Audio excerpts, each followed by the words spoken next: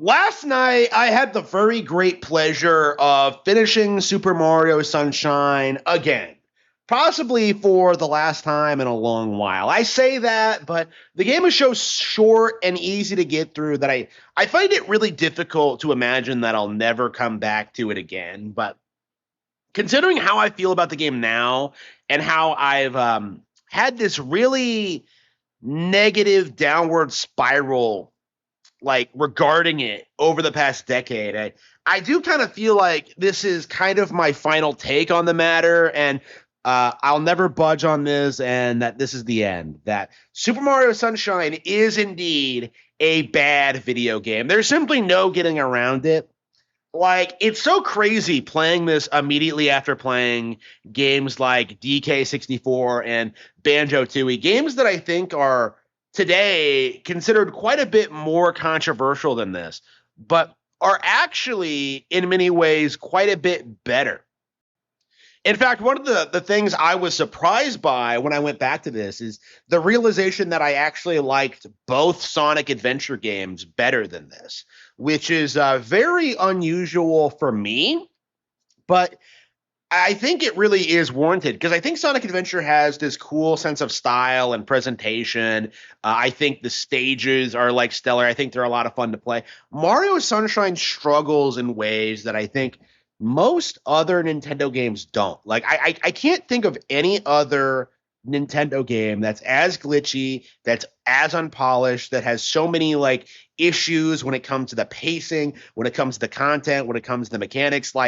I don't understand how anybody could play this game and come away thinking it's particularly good compared to other Mario games. I think objectively speaking, when you compare this game's legacy to that of 64, Galaxy, or even something like 3D World or Odyssey, right? What you get is a game that does not live up to its legacy. This is a game that pales in comparison to several other GameCube games that launched around the same time. Luigi's Mansion is better than this, Pikmin's better than this, Super Smash Bros. Melee is better than this. I would say games like Eternal Darkness are better than this. I don't understand how anybody could play this game. Wind Waker is better than this, Metroid Prime is better than this. I can't imagine how anyone could play this game and come away with thinking it was particularly good or particularly interesting. Maybe back in 2002, it was a bit more impressive because I think back to when I first played the game and I just found the movement mechanics incredibly addicting and pretty high skill.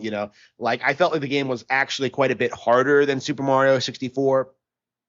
I felt like the game really did a lot to kind of raise the bar from a visual standpoint. It was more of the same in my mind. And I think at the time, that's really all I wanted. And for a long time, I really longed for Mario to return to this format. In fact, one of the reasons why I was so disappointed with Mario Galaxy when it first came out was because it wasn't more like Sunshine. It was more of a linear experience.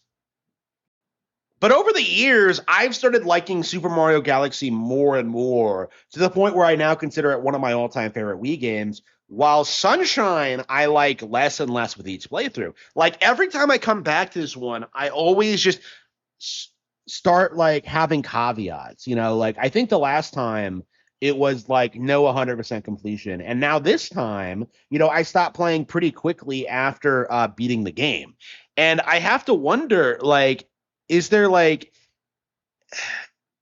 is there more I could do to streamline the experience? Could I just do all the good stars in the game and just ignore everything else? Would the game be better if I were to do that? I look at everything this game does, and I look at all the experiences I had, and I think back to my history of playing this game, and I think what happens inevitably is that younger players gravitate towards a handful of really good, high quality, memorable shines, missions that they can go back to time and time again while ignoring all the slop in between, because there are not that many stages in this game.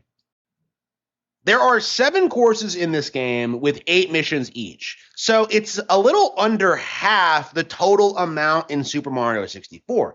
And you could argue that the stages in this game are a lot more elaborate and a lot more detailed than the courses in 64, because I think 64 has like a lot of really bad stages towards the end. Right. You could argue it's more of a quality over quantity approach, but when you actually like start playing the stages, like they look nice, they're fun to run around in. There's lots of cool, interesting mechanics in each, but they don't feel all that well integrated with like the mission structure, right? There are so many times in this game where you're like racing Piantassimo, or you're like running around the map, and a lot of like what you're doing is like circumstantial, situational, and based on like individual missions. And not all of these missions are good. And not a lot of them require you to like run across the entire expansive map, right? You're looking at this structure, you're looking at this, and it dawns on you just how much better something like DK64 or Banjo-Kazooie were designed, right? When you look at those games and you see how those games incorporated like the open world aspect, you have to explore, you have to find things, you have to figure things out. In Mario Sunshine, like everything is just kind of streamlined for you. You basically just run across the map, get to your destination, and then do some basic objective to get your shine. That's it. Like DK64, it may not be more complicated in like what you actually do to get the collectible, but you do have to explore. You do have to think about things. You sometimes have to juggle between different Kongs with different abilities. Sometimes you have to unlock things. Sometimes you have to put in some real work. Like with Mario Sunshine, like it's nowhere near as compelling or interesting.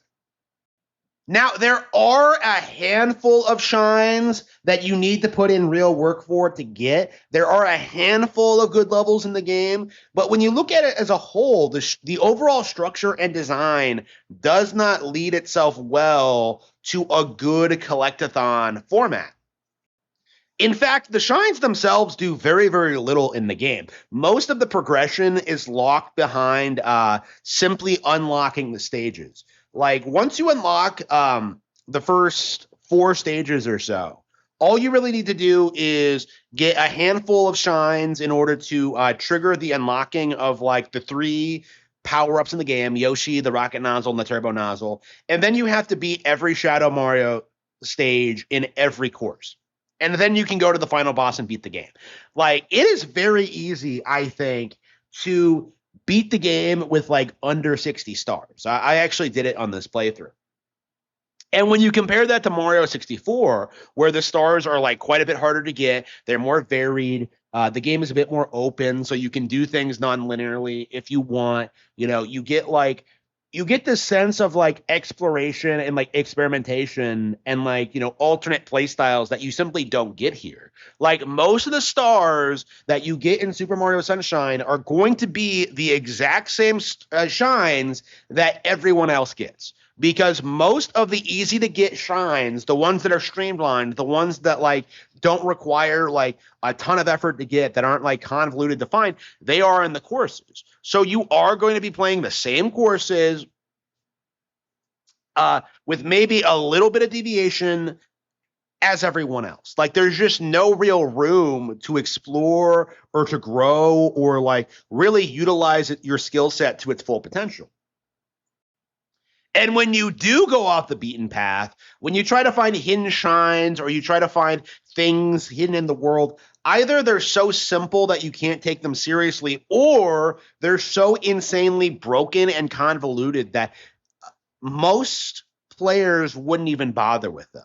There are a number of like optional shines in this game that are probably some of the hardest things to ever be put to a Mario game. And it's not necessarily because they're hard levels. It's because of weird design decisions, broken physics, and just completely unintuitive controls. There are just so many times where like, you're in the pachinko machine or whatever, and then you're going down a slide and somehow you find yourself getting flung out of the back because of like some weird amount of force that was applied on your character. Like it doesn't have, the game just doesn't feel as if it was finished.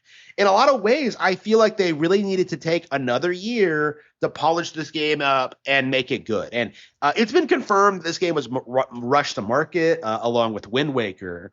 But whereas Wind Waker, I think people are willing to accept its flaws and accept that it could have been a lot better, but but still acknowledging it as a good game. Sunshine, I think, is something that like doesn't hold up nearly as well because I don't see Wind Waker was a radical, fresh, new, exciting direction for Zelda. It was a huge change of pace after Majora's Mask or Ocarina, and it really paid off big time in the long run. Sunshine, in comparison, is not that. Sunshine is this weird misstep in the Mario franchise where they made a game that fundamentally doesn't really appeal to anyone. It doesn't really appeal to hardcore Mario fans. It doesn't really appeal to kids. It doesn't really appeal to anyone except maybe the sort of person who is curious about the Mario brand, but doesn't really know a whole lot about it. And I think that's why I love the game so much as a kid, because in spite of all of its problems, it's still a Mario game. And if you don't have a lot of options, if you don't have access to a lot of other Mario games, especially not newer ones that improve on the formula and just make the entire experience a lot better, like you can appreciate the things that Sunshine does well. Like it is a really pretty game. It does have great mechanics. It is fun to play, like mechanically. There are things about the game to like. But when you look at it as a whole, when you look at its legacy, when you look at how kids who weren't even born yet when this came out, lean more towards the original Super Mario Bros. Or Mario World or the like, when you see like people playing this on NSO and kind of coming away with the experience that like the feeling that this really wasn't that good. Like, you know that this game has a serious problem. I grew up during that period where Nintendo fans wanted you to believe that something like New Super Mario Bros. Was the devil, that it was the worst thing Nintendo had ever done, and it was some lazy, nostalgia-pandering cash grab. And I really have to say, having come back to New Super Mario Bros. Recently, it is a lot better than this. Like, New Super Mario Bros. Puts so much more effort and charm into its like style and presentation and its gameplay than Sunshine does. New Super Mario Bros. Is a game I'll be playing forever, and I have been coming back to regularly over the years. Like with Sunshine, this is like the third playthrough I've done since 2017. I did that 100% playthrough in 2017. Swore I would never do it again.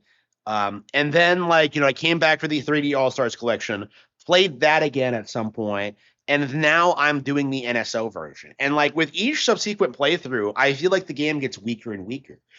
I start looking at it critically and I start realizing that like this game hasn't aged well. Because when a game's like primary appeal is its visual style, eventually that's going to age. And eventually you're going to get bored of it. And eventually you're not going to really see the value in it. And one of the things I noticed playing this that I don't see a lot of people talking about, this is an example of a Mario story not working, because usually most people are pretty adamant about the idea that like stories are great. We need more stories in Mario games. We need to see more like serious lore and like character bits in these games. Like a lot of people are very upfront and adamant about this, but Sunshine is a really good example of how having a story can backfire in a big way, because this has an unusual amount of like plot and lore for a 3D Mario game, where like they set up the whole idea of like Mario and Peach going on a vacation, and then Mario is framed, and then he's forced to do community service, and then like the guy who framed him is actually Bowser Jr. Like you get like all these like cutscenes throughout, which first of all are very poorly voice acted. But secondly, and I think more importantly, they aren't that interesting and they don't add a lot to the plot. And in fact, raise all these weird questions about like the setting and the lore. Like, for example, is Bowser Jr. responsible for everything that happens? Like, did he create the Phantom Manta? Did he create like the pollution at Noki Bay? Because like that eel is like an actual creature. It's not made from ink or anything. Like, so you're saying he just plugged the waterfall for no reason, and the eel just moved in and polluted it doesn't make any sense. Like, fundamentally, you look at the things that happen in this game, and like it doesn't feel as if that Bowser Jr. could be responsible for any of it. And it's so strange too when you look at like how little of a presence Bowser has in this game, and you like see how little of his like minions are in it, and like it doesn't even really feel like Bowser was really all that involved. Like I came up with this like joke when I was streaming where it's like this feels like Bowser Jr.'s 4-H project, where he's just like, "Hey, Dad, I'm gonna kidnap Princess Peach." Like it's like Bowser Jr. is just trying to impress his dad, basically, which makes the whole like idea, like the whole twist of like Bowser Jr. thinking Peach is his mom, just completely fall apart. And it was dropped by subsequent games. The last time we heard of it was in the manual for New Super Mario Bros. On the DS. So they introduce this new character, do nothing with him, don't make his story interesting or relatable at all, and turn around and walk back the only interesting bit that like we got out of the character, like the idea that he believes that Peach is his mother. In fact, it was pretty common back in the day for people to assume that Peach actually was his mother. It was like a legit conspiracy theory that Bowser Jr. was Peach's son. Like again, it's just like the kind of goofy fan theory that nobody would really take seriously, but like that was like that was the legit angle that people took with it to make it more interesting, because what we're given in the actual game makes no sense. It's kind of crazy that Bowser Jr. never resonated with me as a character, and I never really liked him. I always felt like he kind of undermined Bowser as a character, as a threat, and just kind of like was just this worthless mini boss that like really should have just been replaced by like someone new a long time ago, right?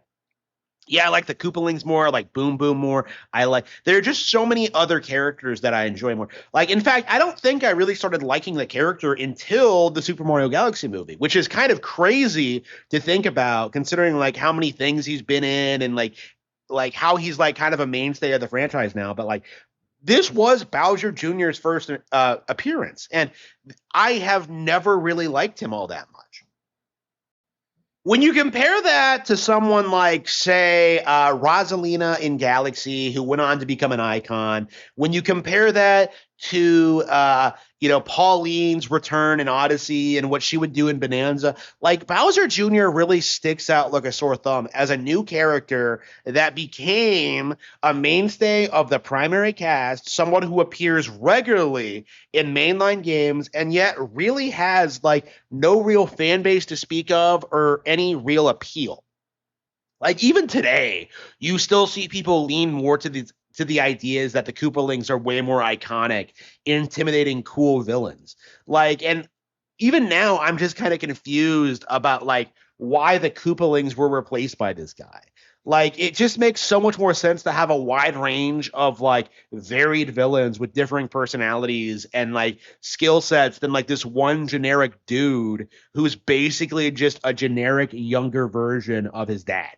Right? You look at like Bowser Jr. and like he just gets in the way of like what makes the story of Mario games interesting. And obviously the character's developed enough over the years where he has become more interesting. Like he was great in Brothership. He's great in the Mario movie. But like again, the fact that this happened in Sunshine and it took that long to like develop into a real full-fledged character, like that's a problem, you know? And we do have to address this. Like, you know, none of the plot points introduced in Sunshine, like the idea that EGAD made the paintbrush and Flood, like none of that's really brought up or addressed at all. In fact, one of the things I noticed playing this game is that like for a Mario game, it really does a lot to imply that there's going to be a direct follow-up. You know, there's that still screen at the end where, like, you know, Piantassimo finds the paintbrush. You know, Flood is hyped up to be, like, you know, a mainstay of the cast now because, you know, he survives and, like, they take vacation photos with him, right? And then, like, he never appears again, right? You look at, like, you know, all this setup, like, oh, man, I want to fight that Mario again. And, like, you know, it's like, it feels like it's setting things up for future installments, but, like, Galaxy is so wildly different. It's, like, very easy to forget that like Galaxy is like a direct sequel to this. It's just all very, very, very, very strange. Like you just look at like this game and like what it tried to do with its story, and like you can't get around it. It fundamentally doesn't work. It doesn't add anything. It's not interesting. It doesn't like make the game better in any way, shape, or form.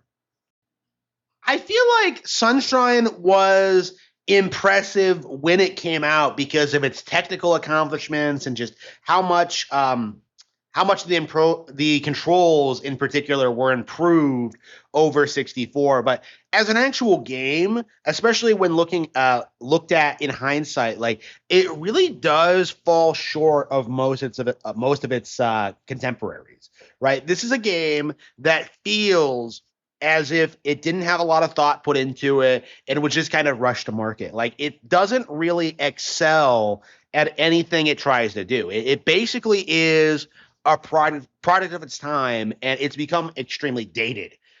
When you look at like something like Mario 64, it kind of transcends the period in which it released in. It was an innovative 3D platformer at the time, but it's aged extraordinarily well because it's a game that features great level design, a lot of variety, a lot of things to accomplish, and a really cool, like, 100% completion award, right? I have gone back to Mario 64 over and over again over the past 20 years while playing Sunshine considerably less. 64 just has so much more going for it than this. Galaxy has more going for it than this. Like, there's no reason to choose Sunshine over any other Mario game that exists because it fundamentally doesn't really excel at much of anything. At the absolute best, it's more of 64. And that's not really that much of a boon when most people could probably serve to play 64 more.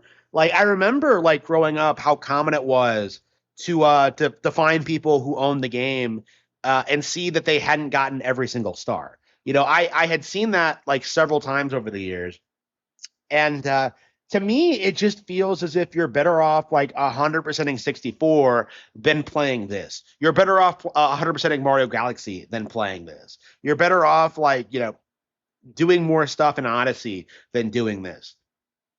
Like, there are just so many other options in the same series that I really don't think anybody's even going to bother with Sunshine unless they're hardcore Mario aficionados. Like, and even myself, who am one of those aficionados, like I wouldn't necessarily pick this game out over all the others. Honestly, like I would rather go back and play some more Super Mario Land 2 or New Super Mario Bros. Or like, any of the dozens of Mario games I haven't played in a while. Games like Mario and Luigi Bowser's Inside Story, games like Super Paper Mario, games like there are just so many other games that aren't mainline that I haven't played recently that I think I would enjoy going back to more than this.